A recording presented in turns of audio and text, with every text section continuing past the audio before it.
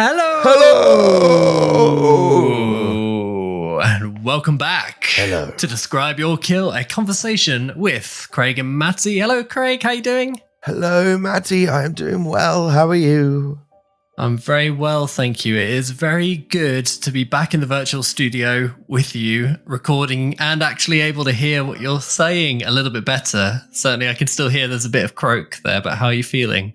There is some croak. I'm feeling far better. So, to anyone who is listening, which is going to be most of our audience, great. We are also trying out some recording tonight. So, it's a little bit of video live streaming. I haven't put my makeup on, but you can now see two of the faces, two of the dicks. Well, that's Excuse me. You can see two of us. So, no, I'm You have to go to the OnlyFans for that. Much better. The OnlyFans has really taken off with the husky voice. Yeah. There's a real niche market for GMs who can whisper and get really aggressive about the inability to speak. It's niche, but they pay a lot. It's like a high month. Well, there you go. We've got to stay in business somehow, haven't we? But you wanted to put in this Q&A for a few reasons. I think mainly because obviously we've just had a little bit of break for your health, and also because you wanted the right of reply, I suppose, on some of the remaster conversation that we had, and just a bit of a catch up on everything that has happened with the one shots that I've been running. And then just talking a little bit about what's coming next, because obviously we've been planning quite a lot in the background for a while, and now certainly that we're getting back into good health. Can I say that? Good health land Better with you. health. Then it means that we can start to mobilize and actually do some of the stuff that we've been planning for ages. So have I got it right? Is that what you were thinking with this conversation? So. Yeah, I wrote this outline. So the title of this Google document is called The Missing Week, because when I went away on holiday, which was when we had to we'd between us made that decision, right, to go, I physically can't talk. This fucking illness has taken over my life. It's affecting my work, my marriage. Most importantly, it's affecting Describe Your Kill, which, of course, the world's leading Stolen Fate Adventure Path podcast. It was an issue. So I wrote this outline called The Missing Week because I was like, right, this, bearing in mind this was now 3 weeks ago, I was like, 3 days in the sun, sipping on all-inclusive margaritas. It's going to be fine. I can log in to our recording software remotely. Here's the chat that me and Matt can have. Sorry, guys, we're going to miss a week, but here's the missing week. It's a chat between Craig and Matti. But of course, that was 3 weeks ago, and it's now only just possible that we can do this together. So there's a little bit of this is what it was going to be. Obviously, we've had to pause the show, but Matt, as I'm sure you'll tell us now, we've done an extra flashback episode, and I also wanted to start testing some video streaming stuff and what do we look like, our hideous faces on camera, and how that works with our software that we use. So anyway, it's a long way of saying I wanted to go on the record, and I've got lots of notes, so yeah, that's what I wanted to do. Yeah, and I think, as anyone will know, certainly from hearing the message that I put out on the feed and from the messages we've had going back and forth in the Discord, that this has been, it sucked. It's really sucked. And, you know, I know that you have, more than anyone, have felt the worst, not just because you were you were very unwell as well, but this has hit with such momentum, and you've put absolutely everything behind Describe Your Kill. And yeah, I know that it really sucks. So this is also, I think, a really good time to come together and feel excited about being back, because we were hoping it was only going to be a week or two most, and it's been, several weeks, and we can't help that. It's going to end up being a month. Yeah, it's going to end up being 4 to 6 weeks. Yeah. Yeah, exactly. So I feel really good that we were able to look forward, and I'm glad to hear you talking again. I thought I'd never say that, but what a treat. You should speak to my wife. She just, the first 3 days it's funny, but when it's 3 months, it really does kind of lose its sheen a little bit. Yeah, yeah, it does. Anyway, thank you, Matti, and I want to say as well, thank you to anyone who is still listening, because I'm consciously aware that the death of any podcast is then the stopping of it and not producing content. So I just want anyone who is listening or watching, the inconsistency of that. It really means a lot to me to know that we did everything we could to try and make that happen. And I am painfully aware, as Matt says, I do a lot of the work. I'm not looking for praise here, but without me being able to A, GM it, B, edit it, and C, kind of produce and drive it forwards with Matty's help and the rest of the guys, but primarily Matti, it really just had to go. And I'll be honest, I didn't feel like fucking doing anything, Matti, I'm a musician by trade. I'm also very noisy and loud, as everyone, anyone will tell you. So to lose my voice, I have a band that I sing in every summer. We've got gigs. I've got 13 weddings that we're singing at this year. And thinking, fuck, I can't sing anymore. That is brutal. Like, I can't pick up my guitar. I didn't want to. I'm like, no, I'm not playing guitar anymore. I'm not playing my keyboard. You can probably see it in the background, my keyboard and guitars and stuff. I'm like, it makes you not want to do anything. It really does. Well, especially because not just from having a creative outlet, but just like as an emotional and mental health point of view, like music is a really big saving grace, I think, for both of us and in our lives and growing up. So I know that has been it has been a really shit time for you, and that's why I'm again so excited that we are seeing the light at the end of the tunnel. We're going to be back, and it's going to be so good. And as that was a long-winded way of me trying to get to. Thank you to you for doing the level up and remaster chat. That was brilliant, and also doing the Boomlick one shot that we did. And this will probably go out before the second one shot, the two shot that we've done. Just because we missed playing, like genuinely missed playing. I obviously don't get to play that often as a character, and I think you did an excellent job. And I'm not going to give anything away of making content that we had to make because of necessity, but still tying it into something that's going to be relevant to when we finally get the Stolen Fate Death of Destiny train up and running again. So thank you to you and to the players, of course, but fuck those guys, especially to you and to the listeners for listening. And we're so excited to get back soon. Yeah, no, thank you. It's been a pleasure. And, it was great to sit in the chair and keep it warm for you a tiny bit. I'm really looking forward to hearing what everyone thinks of the next one shot that will be coming out shortly. Again, Craig came to me and said, look, want to get back into the space, want to warm up a bit. And would you put together another one shot? And I was really of the opinion that I only wanted to do something that would matter or link back to the campaign in some way, even if it meant we couldn't play the campaign straight away.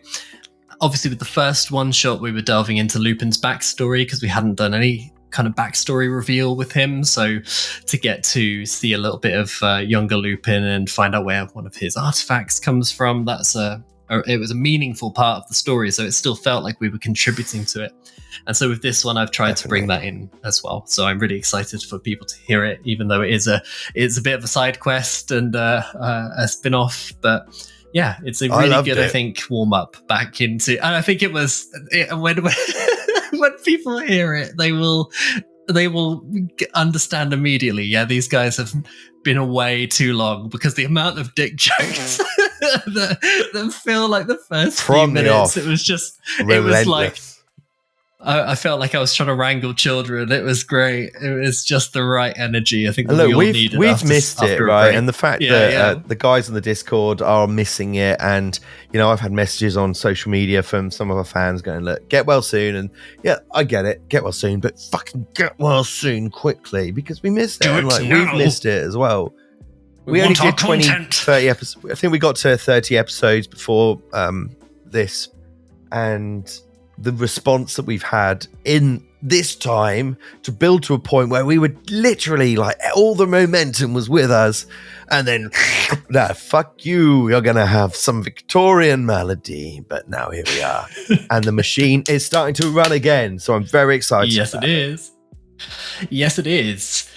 So let's talk about really what you haven't been able to talk about and contribute because you had no voice, and that was the level up and the remaster chat. So yes, I think you've given me a few notes on things that you wanted to add in, maybe that we didn't touch on, or maybe that were more interesting because they're from the GM's point of view. Obviously, we were only really looking at it, I suppose, from our players and our selfish kind of own characters angle on how the remaster had affected us. But tell me a little bit about what you wanted to add in. Yeah, so I think what's interesting is that since we did the Level Up Remaster episode, we then didn't play any Pathfinder, and then we then played Pathfinder with a level 3 backstory flashback, the Lupin one, which hopefully you guys have heard. And we've just done another one, which is at a much higher level. And even though it's not with our core characters, it's the first time that we've actually played under remaster rules for both of those. And the reality is, as expected, as I'm sure you agree, Matt, it's made very little difference to our day-to-day playing. Would be fair to say? I think so, yeah. The only impact for us, I suppose, is where the technology of Foundry, there's like still, even though they've done a very, very good job at keeping up for the remaster transition, there was one or two incidences where character sheets had specific things that hadn't updated. And it's really, really little things, but other than that, no, it doesn't really affect the core mechanics. And I really enjoyed listening to it. I think the points I wanted to highlight was around a lot of people saying alignment is a big change. The fact that it doesn't exist anymore. A character is no longer evil, chaotic evil, neutral good, whatever. The 3x3 square that makes that up, I think, right? I think from a GM perspective, the way I'm going to play it is just because that table and those columns and rows no longer exist, it doesn't mean that the words good and evil and chaotic and neutral, those words are still valid adjectives for describing a character or a monster or a feeling or something. And that's kind of the way I'm going to play. And I don't know whether that's intended or not, but just because alignment is gone, 9 boxes on a grid, doesn't mean that a monster is not generally considered evil. When they can say, what alignment is it? Okay, I'm not ticking that box. But I can certainly say that these are usually evil creatures. I guess it's evil with a lowercase e rather than uppercase. Yeah, or I was thinking about it in terms of these creatures have a history or like a reputation as being evil. But I think that's really interesting when you think about who is writing that history. So these giants are perceived as being evil and fee fi fo thumb and all of that.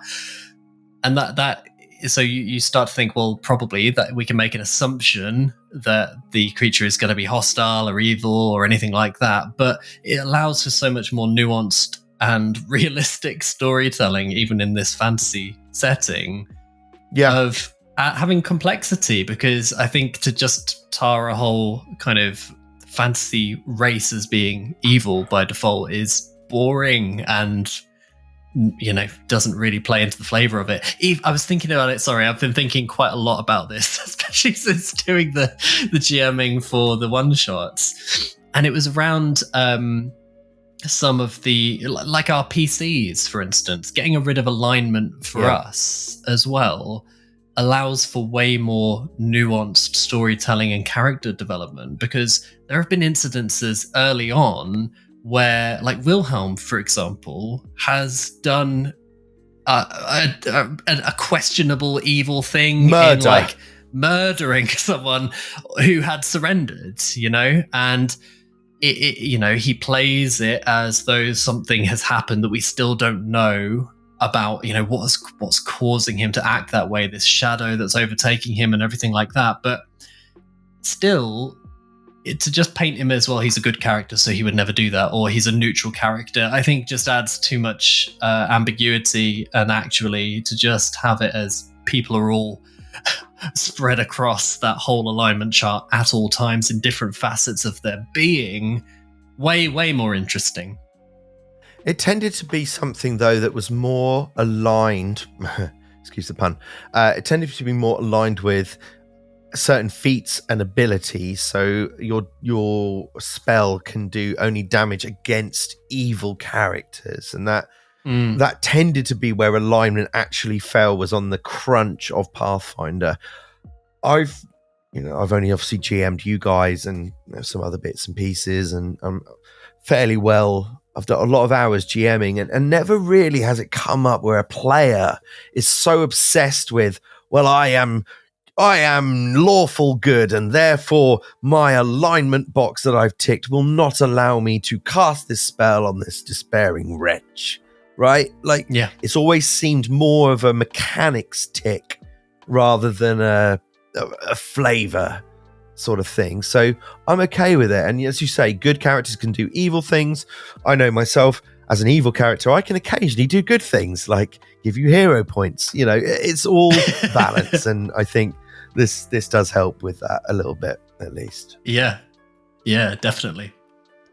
Nice. So that was alignment. Was there anything else that you had on the list from the remaster that you wanted to touch on? Yeah, just go through my notes. There's nothing I don't want to touch too much on it, but the reposition action I absolutely love. I think we as a party, when we've played, even before Describe Your Kill, we would kind of assume the shove action, you could shove to the left or to the right, and I think we kind of played a little bit fast and loose with that, but the fact that it's written down does make me happy, so that when my monster with 20-foot reach can now legally reposition Lupin over a ravine, it makes me happy. So yeah, like that. Recall knowledge, talking of Lupin, recall knowledge, that is a really good change. It removes, like, for any game that's going to be crunchy and rules based, where they've got a 650 page rule book. I've not played D&D. I get the impression it's far more fluid and subjective around certain things. They won't have a rule for recall knowledge, or it'll be vague. They've cleaned it all up. No ambiguity, especially with a character who's a thaumaturge and doing esoteric lore and stuff. Love it. Happy with that. And what's my other notes? Yeah, and my final point comes back to, we've done now 2 combats, one at level 3 and one at a much higher level. No spoilers. Where actually these rules have not had that much of an impact. I think the biggest one from a GM is that creatures that used to be able to grab for free once they'd had a successful attack. So they would do one action attack. If that attack hits, then if it's got grab, it can do as a second action a completely free, check-free grab. That makes me a little sad. I'm going to have to now roll for that. But no, love it. Absolutely love it. Look forward to it. Let's get stuck in. Yeah, absolutely. And I think in the most recent one shot, we also had our first instance of the new void damage as well, or void healing. We did. So, yes. Yeah. No more. Spoilers. No, but other than that, yeah, it's pretty fluid, and I'm really enjoying it. So yeah, it's definitely a quality of life improvements all round, I think. Let's talk about then, rather than what has happened, let's talk about what's coming up. So, unbelievably, we are still in book 1 of this campaign. Now, we have done a little bit of research, listening to maybe some other playthroughs of Stolen Fate, or you have, and you've kind of said, yeah, they got through book 1 very, very quickly. And I think I had a question initially around how fast or slow do you think we're going? Because it feels, compared to some other campaigns, book 1 in particular has quite a lot of meat in it, in terms of all of the stuff you do at the beginning with meeting Arhan and the going through the Grand Bazaar, and then building up the Harrow Heart and all of the was it 6 portals in total? Yeah. So what's your kind of take on have we dillied and dallied, or is it just quite a meaty book one? Because we're going into chapter 3 now, isn't it? I think there are two important differences from what we do versus maybe what, not necessarily other parties, but when I've listened to other players' podcasts that are doing Stolen Fate. One is that, yes, we are far funnier than any other podcast out there. So I think it's really important that we acknowledge that. And I try to keep really a straight acknowledge face. that. Let's acknowledge Everyone, that. just take a moment to just think about how funny we are. I can't laugh properly, yeah, because I will start coughing.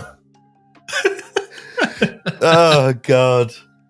Do we dilly dally? Yeah, I think we do. But you got to remember, we are producing we're producing content. We're producing a show, and that is very different from us playing a home game. And there's going to be differences there because you probably remember when we started playing Pathfinder together during lockdown. I think Fall of Plaguestone was the first one I GM'd. We would play easy 3 hours. Right, 3.5 hours. We had nothing else to do. We were still learning the rules. No one was listening. No one was watching. We were just having a good time, right? Mm-hmm. And that slowly evolved. And we then played Extinction Curse and we played Abomination Vaults and stuff. And then to the point where we generated this podcast because I felt like what we were doing in a streamlined fashion, other people might want to hear, inspired, of course, by GCP. You know, our shows are an hour to an hour and a half per episode, maybe a little bit longer sometimes. That's because it's hard to be entertaining for much longer than that.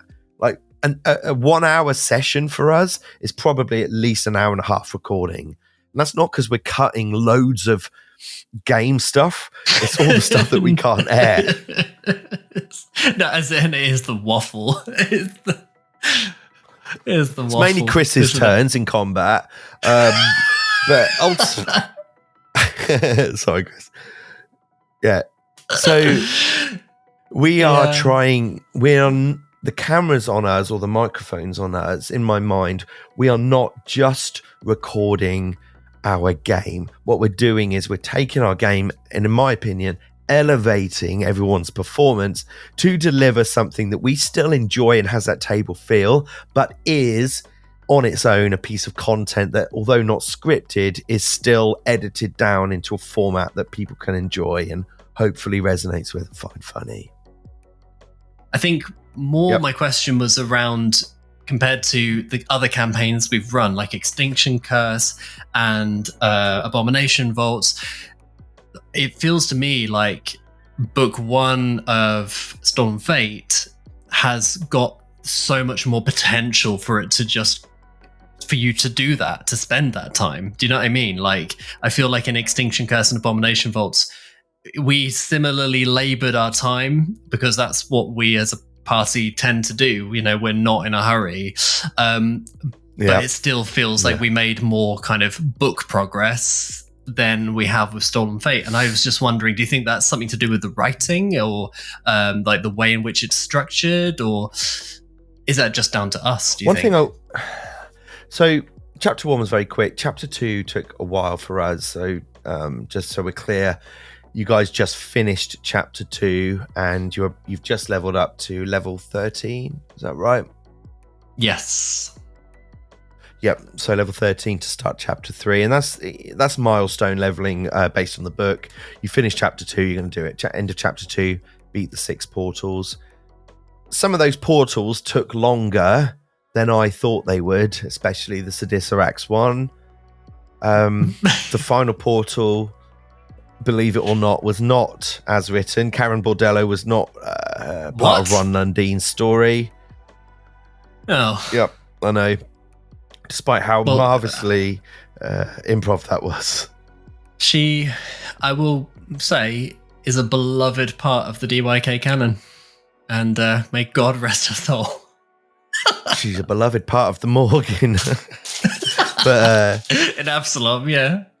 There is an open murder inquiry. The Absalom Guard is chasing down all available leads. was ultimately that was my way of shutting down your ability to keep going back there for shopping. Yeah, they were just like, I saw an 8-foot bard fleeing the scene. Yep. You're wanted for the disappearance and likely murder of Karen Bordello. The squibbling squibs have woken up. So look, this is all part of it, right? And every game is going to have that. We are not unique in that.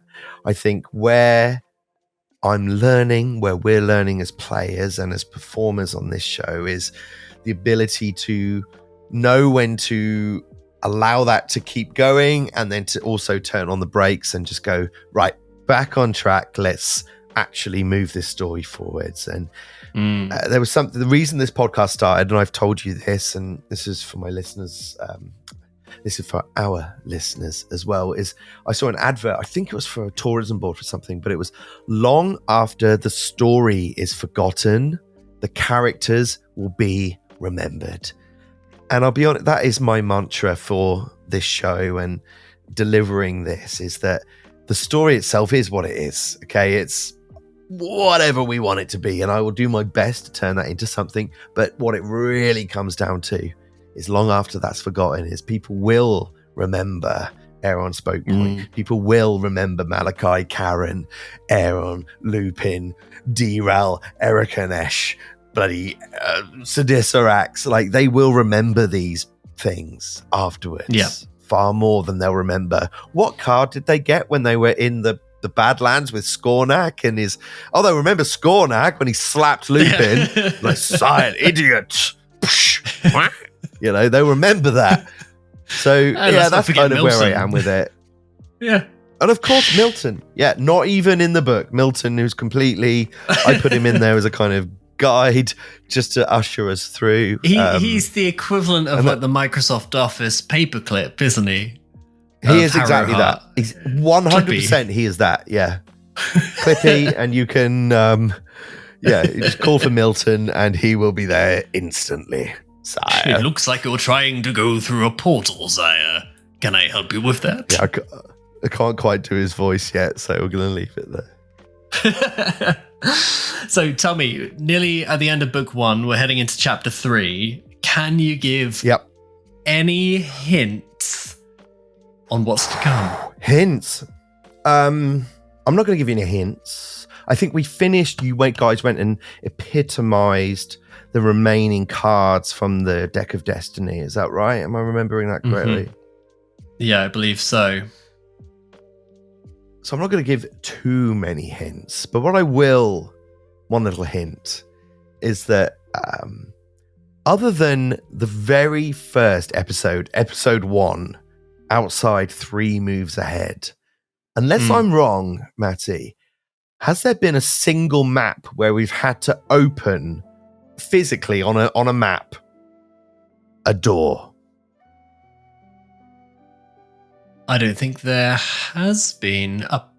You know, talking about Foundry and the way doors work especially on a mega dungeon type thing. But for us... No, I don't think there has been. I think everything has been dropping into an outside environment pretty much. So what I will say as a teaser for chapter 3 of book 1, the last chapter, is that there will be at least one door to open. Woo! That's what I'm going to say. I'm looking forward to it. We now come to the point at which I believe we have an announcement to share. We've been teasing this announcement. At the end of the first one shot, I gave an announcement about an announcement. This is the moment when the announcement is going to happen. Am I right in saying that? I think so. Yeah. No, I think we're good. I think we're safe to actually announce this one. Yeah, for sure. Okay. It's a biggie. You take it away, because really this is all this is your moment. This is all you're doing. So you take it away. Martine McCutcheon. No one is going to know. That's a really, it's a really like obscure. The Lawrence Llewellyn Bowen level. Yeah, it's really obscure. So the first announcement is one that we've been working super hard behind the scenes to do, and it's something that I think is going to really add to the listener experience. So the first announcement we've got, and actually maybe the only one tonight, but no, we've got a couple. The author the gentleman himself who wrote book 1 of Stolen Fate, Ron Lundeen, an absolute legend within the Pathfinder community. He now does work for Wizards of the Coast. He's working on Dungeons and Dragons, but he has written some of the most famous Paizo adventures. He's been involved in the TTRPG scene for many years. He's worked on other adventure paths that we have played, including Extinction Curse and Abomination Vaults. He's had a hand in some of that. But Ron Lundeen, the author of Book 1, the book you are all listening to so avidly, the thousands of people, has agreed to give us a post-Book 1 interview. So Matti and myself will be interviewing Ron Lundeen on a live chat like this. So this is partly why Matt and I are testing video capabilities and microphones and stuff so that we can see what it's going to look like. But Ron has agreed. He has permission from Wizards of the Coast. He's had to ask them, and we all know what they're like. He has had to ask permission. And they've said yes. They're a very reputable company of the world's favorite TTRPG game. They are, and we love them very much. Yeah. We don't play the game, but we do. Don't play the game yet. But if not enough people listen to this, we will inevitably switch to 5e. But no, Matt, yeah, you're right. We have got Ron. We've got Ron to speak to, and Ron has been really gracious. He's responded to our messages, and obviously we're a small podcast that is growing quickly, but he loved the idea of it. He has listened to the show, which is equal parts scary and also humbling and amazing. And so we get to talk to him, and we are going to ask him from a player's perspective. Matti and the rest of the players, Jason, Kimon and Chris, are going to come up with their questions, as am I. But what I want to do is for our listeners, what do you want to know about Book 1? Is there anything that you would want to ask the creator of Book 1? And bearing in mind how much is involved with the Harrow deck and the Deck of Destiny, these abilities, the new Harrow Heart plane of existence that we have made and manifested. How much did Ron have to do with that? I don't know. Did Ron write Derail? Did Ron write Erikanesh, or did he have help with that? And how are those characters made? Have a think about, is there anything you would like to ask Ron? Send them through to us either on the Discord or at describeyourkill@gmail.com, and we'll ask him. We'll ask him. Mm-hmm. It's so exciting. It is really, really exciting. I'm personally keen to find out, how do you go about beginning to map out a campaign of this kind of scale, especially where it's over multiple books? And if you're only writing, am I right in saying that he only led writing on the first book? And do you know if he was involved at all in any of the others? I don't know. His name is not on the cover, so a good question to ask, maybe. Yeah, but I'm curious to know kind of how that process works collaboratively, because it's really interesting, isn't it, where we've played other campaigns moving between books, and there is a real kind of end of chapter feeling when you get to the end of a book, and then a real change in tone and themes that come in. And even though it's still appealing to the overarching story that carries the thread across the campaign, each of the writers, I feel, especially the ones who are kind of the leads on the covers, it seems like there's a lot of direction in steering the narrative for that portion of the adventure. And I'm just really interested to know kind of how much freedom did he have in terms of shaping that? How does that then affect how the next writer picks up the mantle for the following book, obviously without spoiling anything. So yeah, really cool. And I think it's interesting as well because this is a 3-book adventure path, which seems to be the way that Paizo are starting to move towards, rather than these 6-book epics. And I'm not 100% sure, but I think they're certainly not doing 2 of those a year anymore. It might just be 1. They may have even scrapped them, but they certainly aren't doing what they used to. 6 books, it's 3 books. And there was obviously a conscious change there. And I'm interested to know how that affects the story arc. Do they know? Did Ron know when he started it what the end point is? Did he have to do that? Or was it get them to this point and let someone else take off, Yeah. So maybe maybe he won't tell us. maybe he'll just be like, no comment. But yeah, if anyone has any questions that you want to put to Ron Lundeen about Stolen Fate or about TTRPGs, Paizo, anything like that, then just let us know either in the Discord or on the email. You can find everything at describeyourkill.com.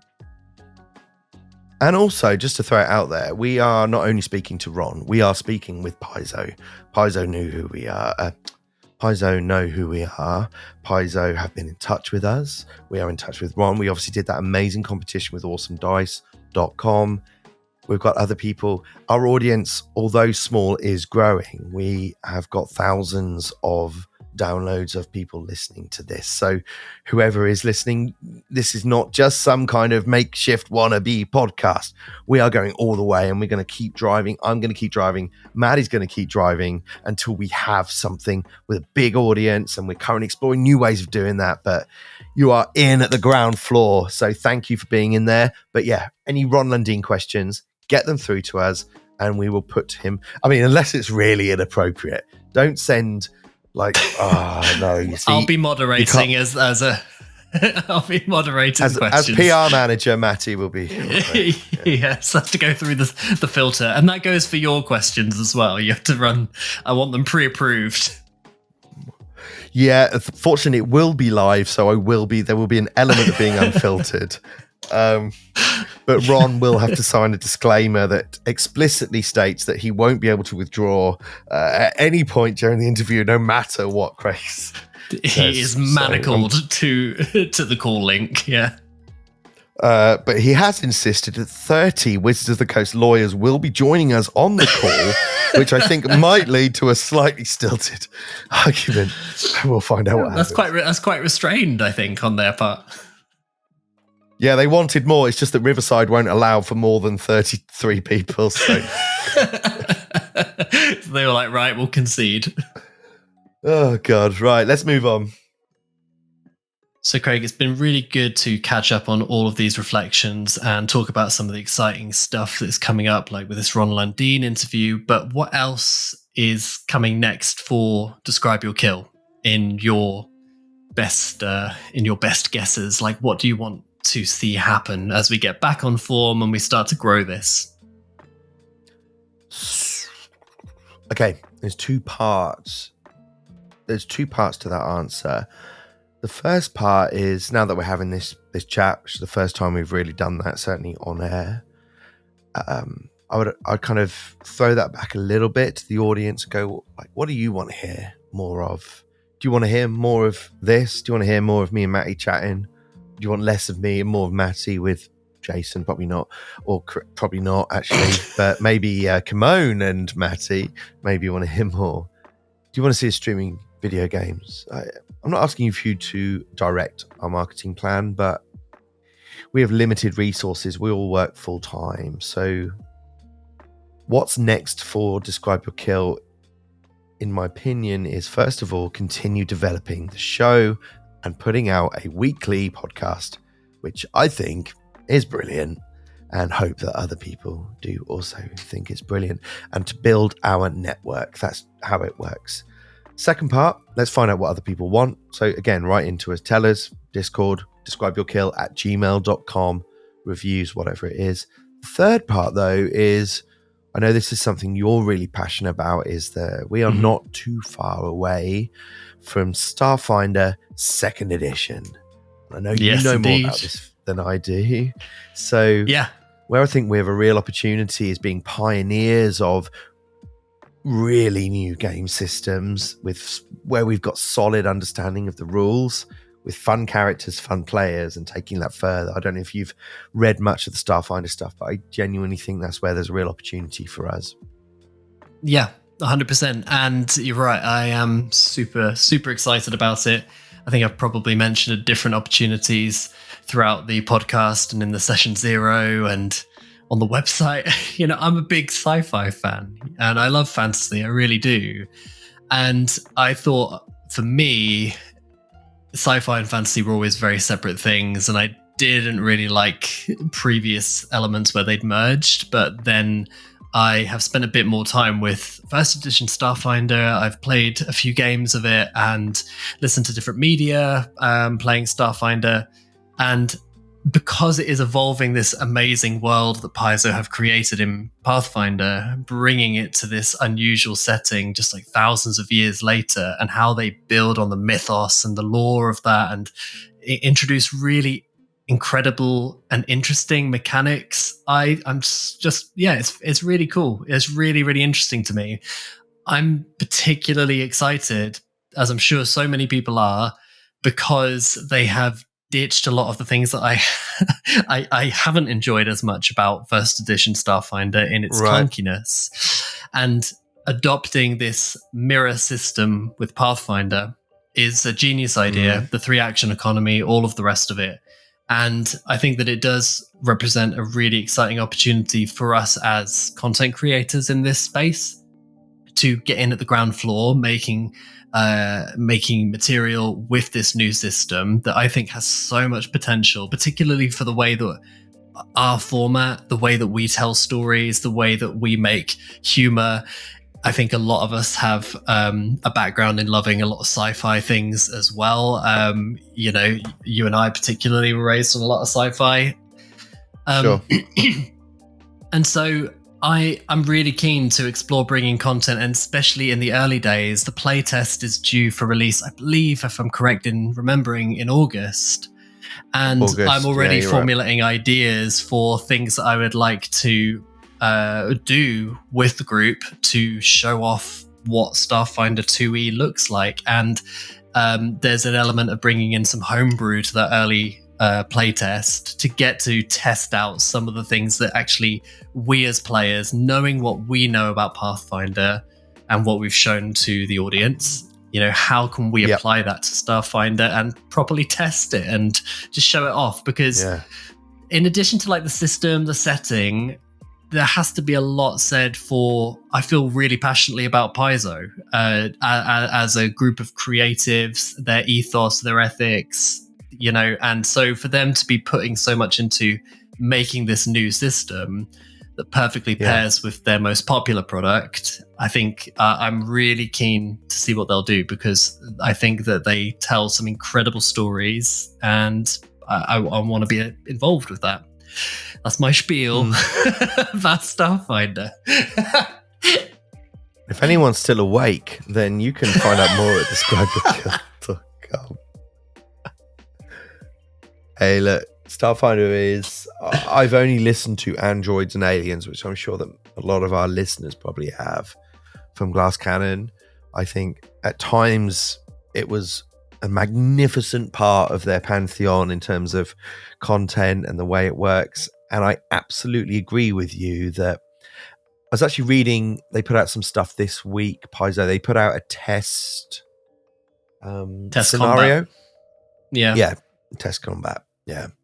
And I have a read through it, and it explicitly says there that Starfinder is very much designed around ranged characters. So they put a lot of love into the guns, the weapons, the ammunition. I don't fully understand how those systems work. And it says if you still are a melee character, you can get stuck in. But a system that's designed around range, which I would say Pathfinder 2e is very much not. You are on the outskirts. Most combats are in close quarters.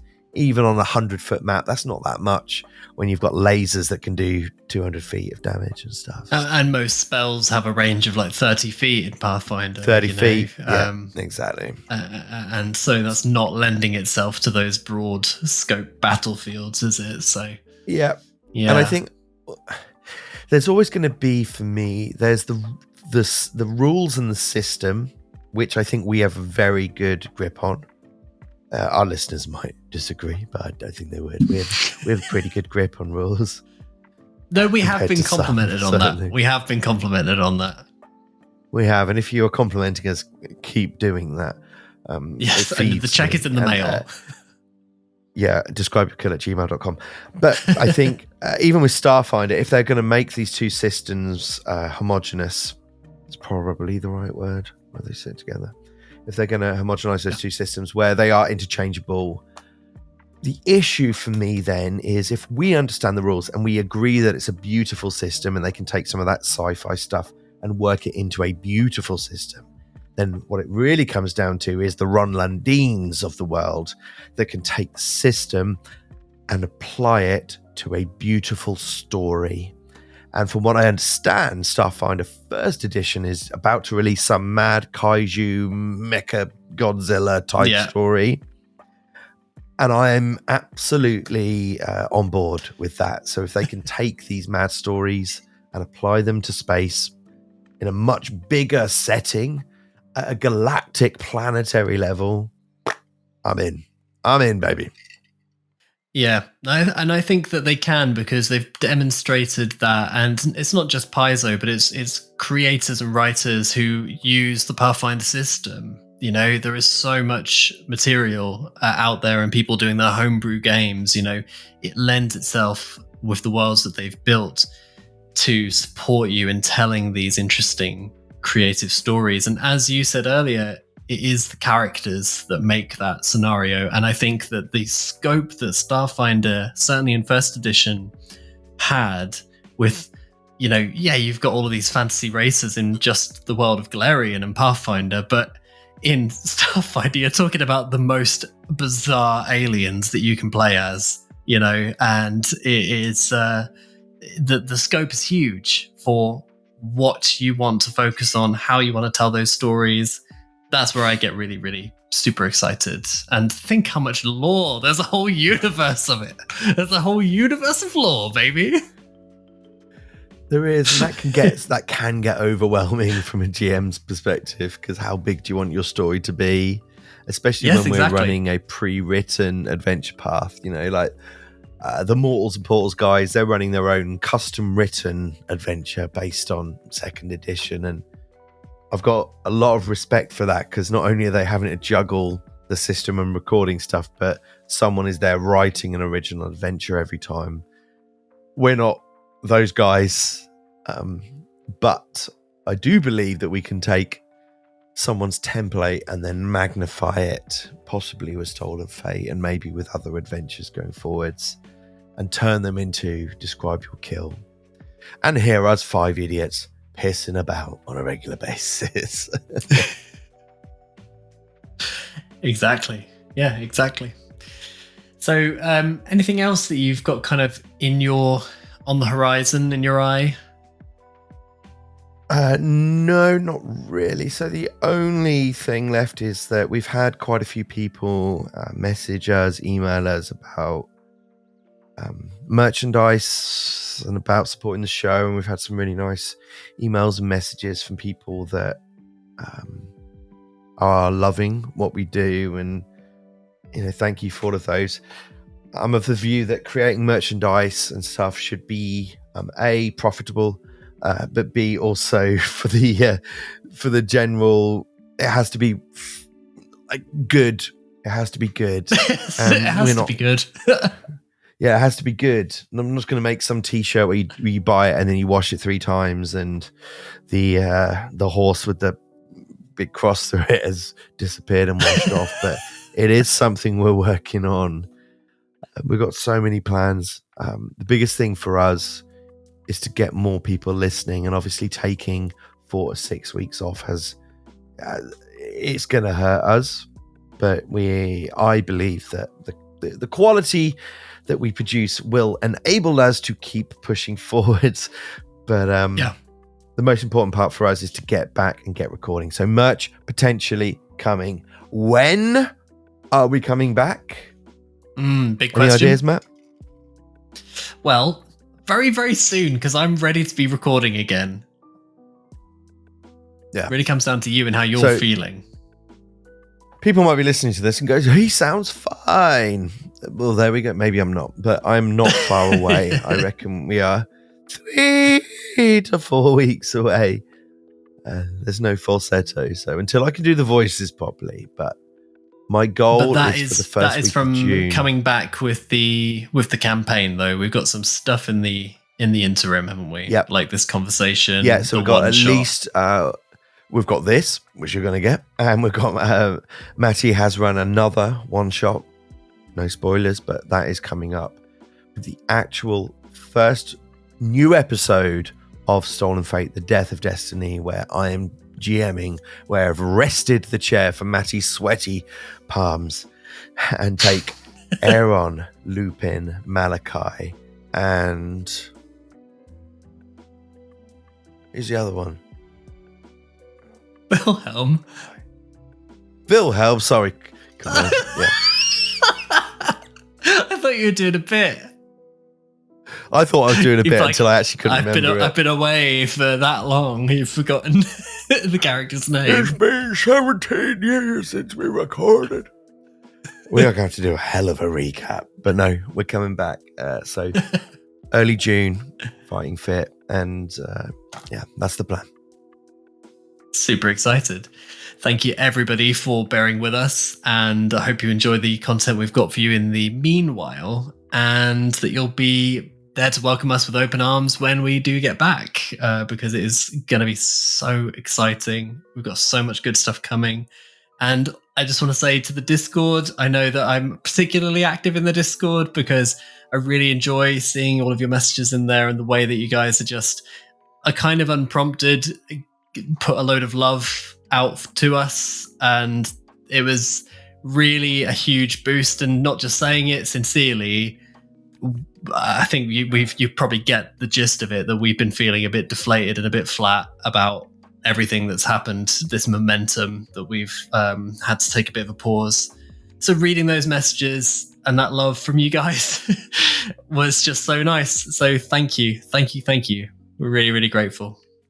Thank you, Matti, and thank you for stepping in. Thank you to everyone who listens. And you will be able to see this on YouTube. So it's nothing special. It's just a couple of cameras, but we are testing for future stuff. So do hop on to our YouTube channel and at least see the horrifying visages of Matti and I. Yeah, I wish you'd given me some warning that we were filming this, because this lighting I know, I did throw it on. And to be honest, offensive. I've not dressed up for the occasion either. But no, the set is not dressed.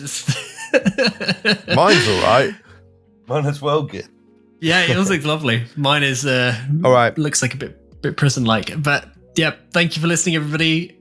Great to see you, Craig. Great to hear you. And we are looking forward to being back. Goodbye, Dix. We love you all. We'll see you soon. And the cat comes down.